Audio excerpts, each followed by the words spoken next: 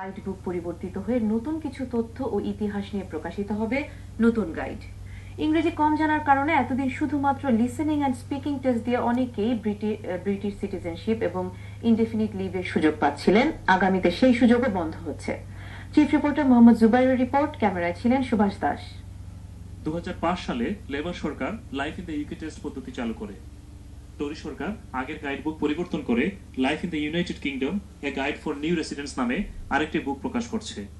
নতুন গাইডে ইতিহাসের উপর জোর দেওয়া হয়েছে, এমনকি টরির সাবেক প্রধানমন্ত্রী মার্গারেট থেচারকে বর্তমান গ্রন্থে সংকট সৃষ্টিকারী হিসেবে দেখানো হলেও নতুন গ্রন্থে সফল নারী হিসেবে তুলে ধরা হচ্ছে, জানালেন আইনজীবী ব্যারিস্টার আতাউর রহমান। টোটাল বুকটা চেঞ্জ হয়ে যাবে এবং সম্পূর্ণ বুকটার এখন বর্তমান 25শে মার্চের আগে যারা life in the UK test হ্যান্ডবুকের মাধ্যমে পরীক্ষা দিবেন তাদের এখনো কিছু অপশনাল ইয়েগুলো আছে, চয়েস আছে।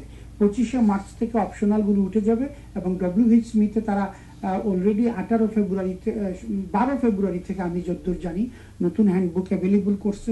ইস্ট লন্ডনের হ্যামলেস ট্রেনিং সেন্টারের ডিরেক্টর জামাল আহমদ বললেন, বর্তমানে সহজেই হয় life in the UK test অথবা যারা ইংরেজিতে দুর্বল তারা শুধুমাত্র লিসেনিং অ্যান্ড স্পিকিং এর উপর ছোট্ট একটি টেস্ট দিচ্ছেন, কিন্তু আগামীতে এটা খুবই কঠিন হচ্ছে।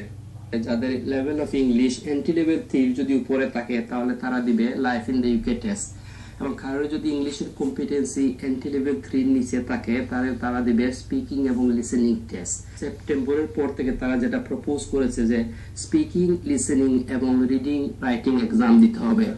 আগামীতে বর্তমানের মতো শুধু গাইড ভিত্তিক টেস্ট অথবা ইংরেজি টেস্ট যে কোনো একটি নয়, দুটিই পাস করতে হবে, জানালেন হ্যামলেস ট্রেনিং সেন্টারের head of language Robert Ford. That in future people applying for citizenship will have to pass an ESOL entry level